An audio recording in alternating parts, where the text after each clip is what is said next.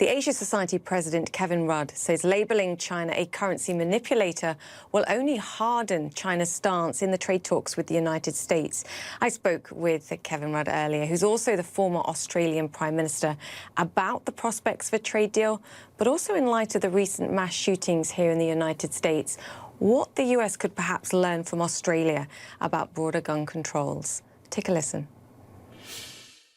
My concern about the labelling of China as a currency manipulator is, one, it's inaccurate in the current framework.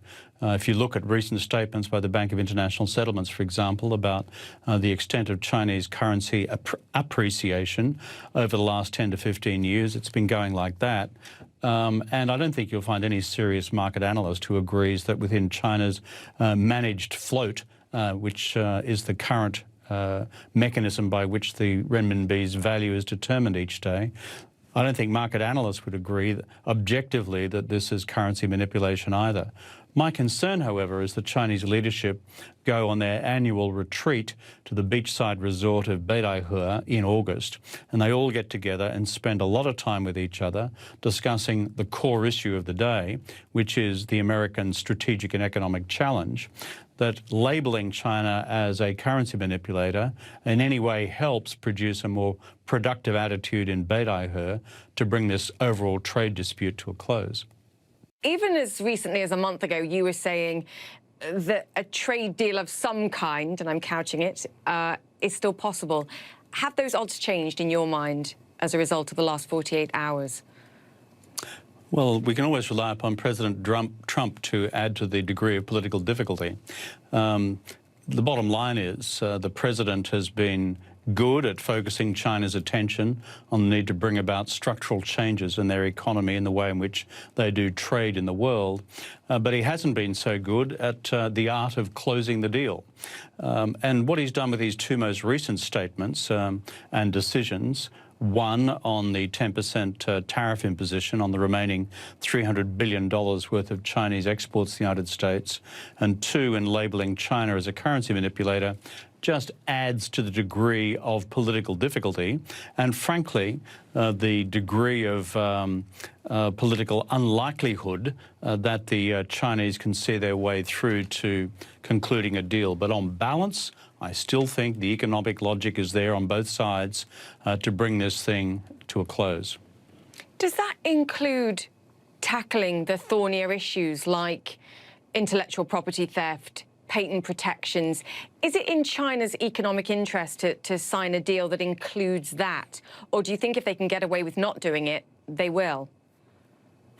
Well, the China domestic economy now has its own pressures to bring about more effective legal protection for IP, for patent protection as well, namely because you've got so many domestic innovators and so many Chinese domestic entrepreneurs seeking these protections. But what we managed to get to by April or May of this year was basic agreement between the Chinese and the Americans about what China needs to change on both those core questions, together with forced technology transfer. What's actually got in the road of this deal is, frankly, a disagreement between the two sides on A, how China domestically enforces those agreements. That's the American concern.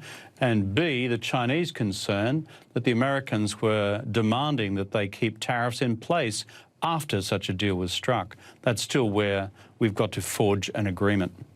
What's the best way to get a deal done here, Kevin, in your mind, given what you know about both sides here? Well, number one would be just for the president to shut up for a while. That would be very handy. President Trump, I mean. And I've been, basically supportive of his efforts so far to bring pressure to bear on the Chinese. But these statements of recent times simply make the degree of political difficulty too high, in my view, and unnecessarily so. Two, on the substance of the actual negotiation, where the Chinese need to move and to concede further is against President Trump's expectation that there will be a series of purchasing agreements by China of American goods in order to narrow the bilateral trade deficit. That's critical for Trump's political base. But three, where the Americans need to yield is on this question, namely their position that they can retain tariffs post a deal, or within the deal and the agreement, maintain a view that or a provision that they can reimpose punitive tariffs in the future if the Americans unilaterally judge that the Chinese have violated the deal in the future. So the architecture of the deal, I think, is broadly there. It can be done. But what the president seems to be permanently doing is adding to the degree of political difficulty unnecessarily to bring this thing to a close. Kevin, I want to bring it closer to home to wrap up the conversation. Obviously, President Trump travelling to Dayton, Ohio, and El Paso, Texas today in light of the mass shootings we saw at the weekend. What needs to be done here, in your mind?